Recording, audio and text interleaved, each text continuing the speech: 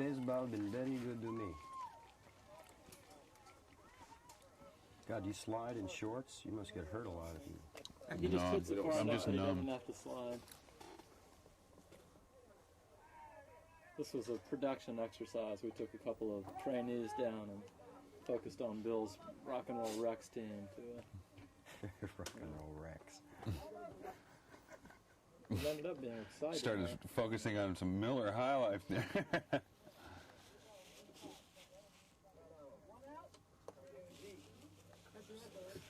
Blue video. Yes. Really? I can't really deal with this monitor.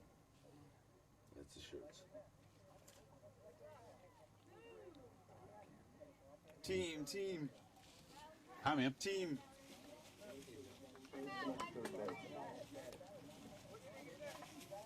We got a great view of Buddy's winning home run. We never see him hit the ball or anything. We see you go around the bases. All right. Oh yeah. The ball. How symbolic, huh? Hey, Duano. How are you, man? How are you? Good.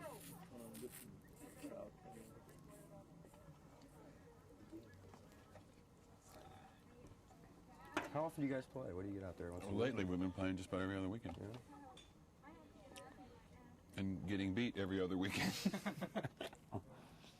What's the procedure for booking that field? What do you got to call in advance? And Yeah. But lately, we couldn't get up. So we've been playing over at Coral Gables High. Oh, there's a new outfielder. See him go by?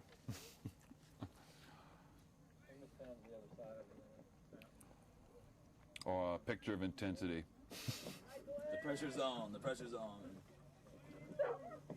There's a new outfielder. Play me, coach.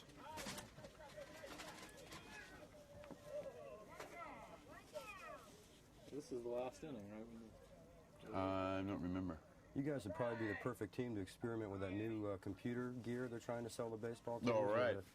The pitcher with a little a little LED. What is this? What's going on? Feet. Feet. Who shot this? Bigfoot. It's all raw footage. We're going to be streaming for ABC This is Sports. not edited. This is It's all as it happened. not that championship season. I thought there was a con raw footage when you saw this. Well, it was a double. I almost threw it to first there. Really, he was getting ready to throw it out of the park.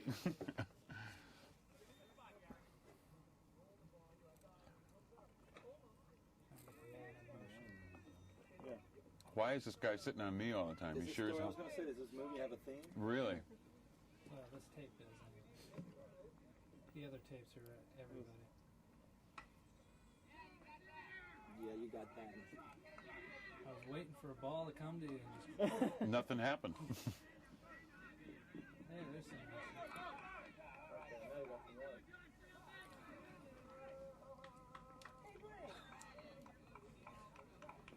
Boy, this excitement's relentless, isn't it? It's just fabulous. Why don't we get on with something else? This is boring as hell. They should have mic'd the crowd. You know, Uh-oh. Ogie! Ogie!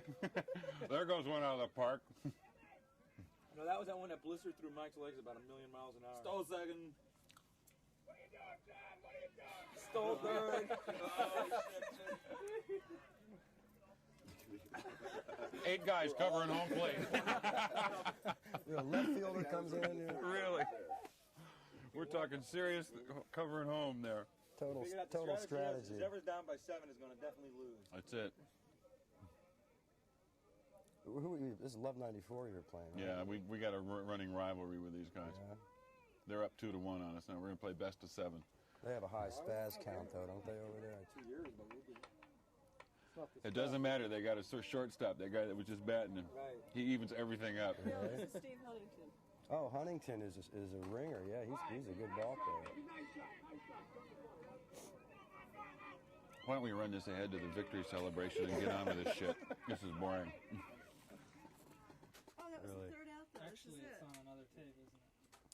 Well, no, I think the interview is on another. Really, guys, I had nothing to do with where they were aiming the camera. Oh, yeah. I swear to We God. saw the weather. We saw the money. Absolutely.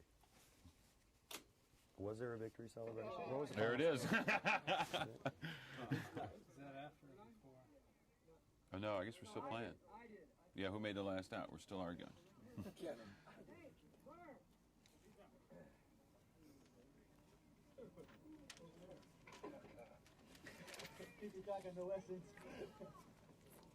We weren't winning at that point. What is this all about here? See, we were planning to interview you, so we needed some cutaways. But when you go, we can show you in action. Oh, you mean the ahs I'm going to do today? Yeah, those, The exactly. multifaceted Bill Szymczyk, you know, it sort of gives new dimension to it. Keep shooting until you get There's Ogie. some action. You can come back out to the house and we'll get you a riding horse. And, Yeah, sure. You get my daughter riding horses, you get me.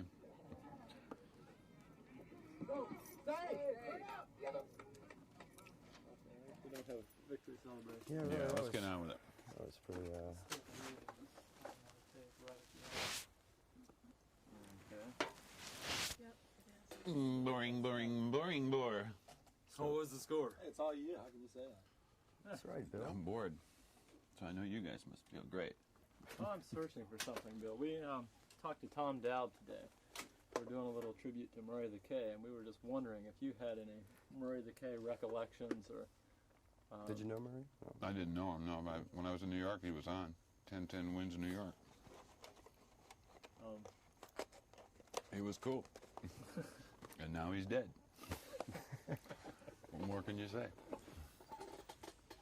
No, you didn't have any personal contact with him at all in rock and roll No. in the early days, or just as a listener? Just as a listener, strictly as a listener. This is it. Missouri, the key is A. That was his little What was pig it? Latin rap that he used to twist stuff around.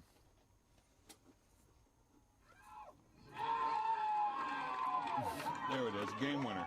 That's the one.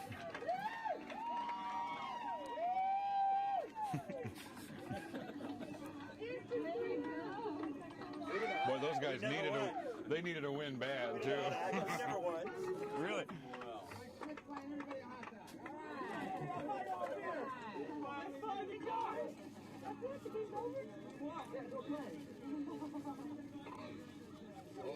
Ogie.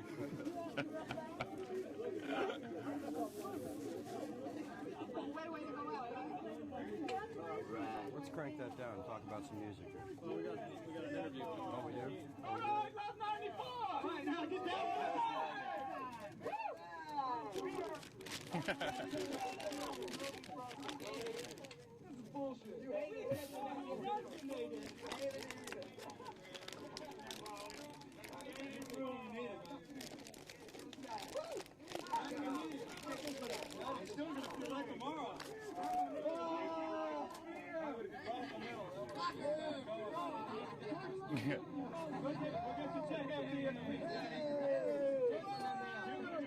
Checks in the mail for Scotty. Empire, right? Your check's in the mail.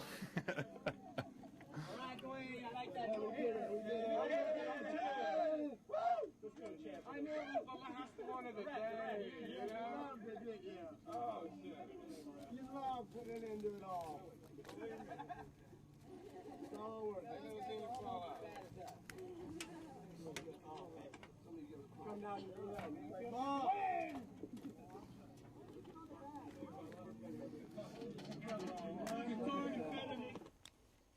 Okay. On the interview, and you can talk some trash here for a minute. That's all we should burger. Huh? I did. Thank you. Yeah, through the wall.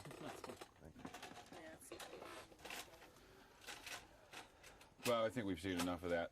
Yeah, I'm just cue up the interview. John's, here. I've said, we've all said that 2 or 3 times now, but John wants to show this interview. Well, you By go God, ahead. you're We'll going to start see this.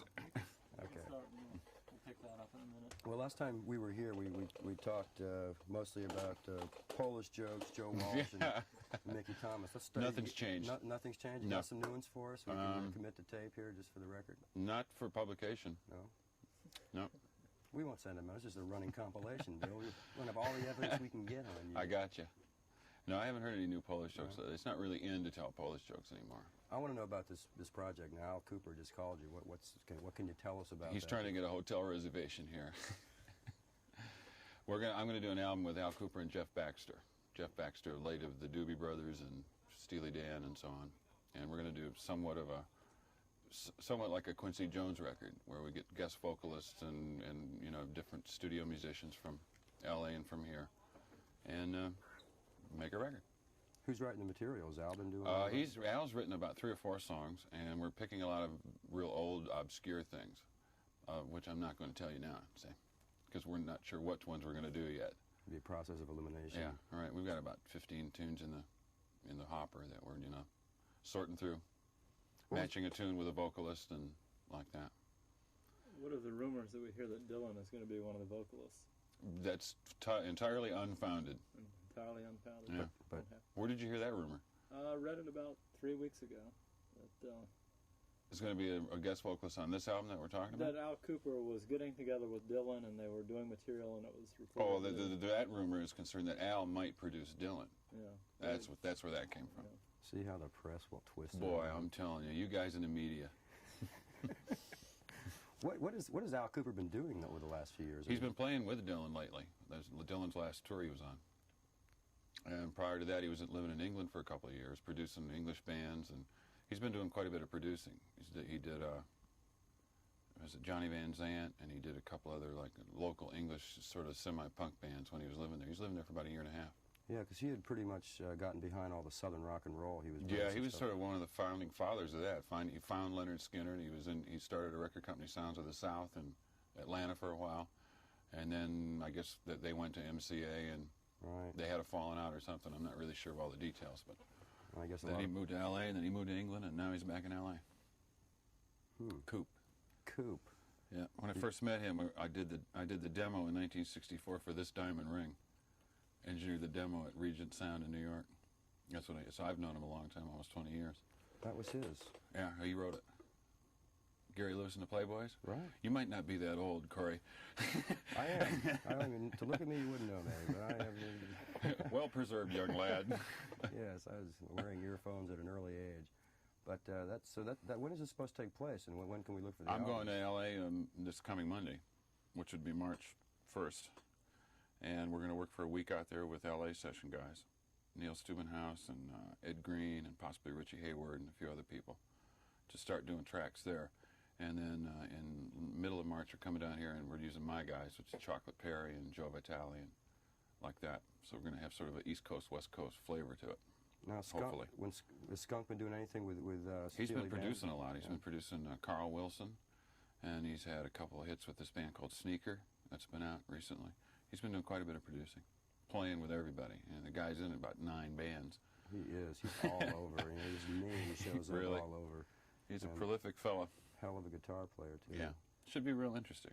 So it's going to be not real rock and roll, but some oldies. And It's going to be, I think it's going to have more of an R&B flavor to it than any the way that it's kind of shaping up. We have quite a bit of R&B stuff in it. I got Mickey Thomas is going to sing a couple of tunes, and a local guy from down here named Ricky Washington, who we used on Joe Vitale's album, a local kid here, he's going to sing on a couple. And other than that, we're not really sure. We haven't pinned anybody down yet. Time's getting tight, too. What other projects coming up for this year? Will that Well, be? the only other project I've got coming up is what we call the Joe and Joe album, which will be Joe Walsh and Joe Vitale. They're going to make an album together starting in April sometime.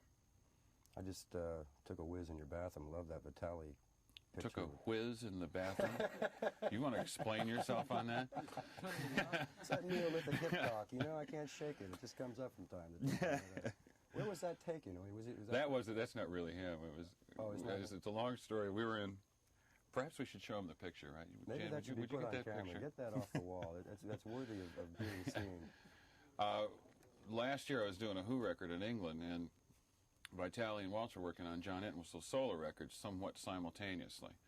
So they had rented a flat for us in England, and when I wasn't in it, Vitale and Walsh were staying in it when whatever project was happening. So one day I arrived about 3 days after Vitale and Walsh had left, and this was on my. They knew we were coming, right? We were passing in 2 ships in the night, and this was on my wall. I don't know, that is not going to glare, I hope. And as you can see, it says, "All my best, Joe Vitale." And where he got this, I have no idea, but it's obviously not him. At least I don't think it is. So I just thought that was a nice frame. That's certainly a sign of the times. Mhm. It's a timely picture. Just trying to survive, I guess. So that's where that came. Boring as hell, but What? sorry, folks. We recently got together on this on a legal side of the music industry. I'd like your comment on that. You heard about the Cars copyright infringement, didn't you? No. You didn't hear about that? Let me tell you, the Cars have been. There's been a suit brought against the Cars for the song "Shake It Up." A local band called, what are they called, John? Broken Heroes. They used to be Wowie. Right, Broken Heroes, and we did. Well, if you hadn't heard, I guess you wouldn't have a comment on it. I the didn't. Songs were. How often does that happen, and how many times have you run into that, where a song hits the charts by a major band and some band in a secondary market? Well, My Sweet Lord and He's So Fine, I think it was probably the most classic case of that. George Harrison and that, I don't even know who wrote that old record. I haven't really heard, nobody that I've been involved with has ever been slapped with a suit like that. So I've never really had any personal experience with it. What's the line that you look for? I mean, rock and roll and some of the hooks and the chorus. Yeah, there's only so many notes you can go to, and I think it's just like you say, you can sit down a monkey at a typewriter, and eventually he'll type every great book or something. That's the same with music, except I think it's even more limited, that there's only so many notes and so many chord changes, especially in rock and roll. It's limited to about 4 or 5, and you're going to get similarities somewhere along the line. I think it's like a judgment call in sports. It's like the judge says, well, I see it this way, and you bring in all your various and sundry evidence for and against, and I think it's up to the judge when he makes a decision. There's really no precautions you as a producer can take, to find out. And it's really not my bailiwick at all, because I'm not a writer. It's strictly as a writer. It's a writer suing a writer, saying you ripped me off.